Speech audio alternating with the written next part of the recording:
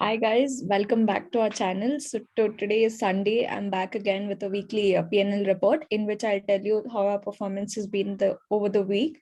So I'm here for the 9th June.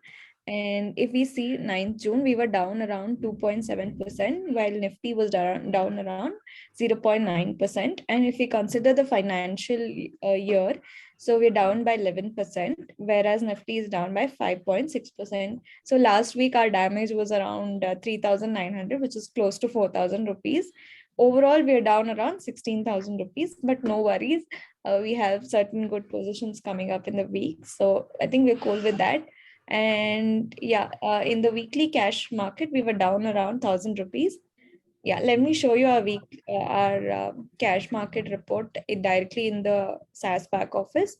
So we have down around 7,276. I think this Fridays also is added into it. Friday there was a huge sell-off in the market. That's the reason why we're down. Yeah, I hope next week and other weeks are better than this. That's all.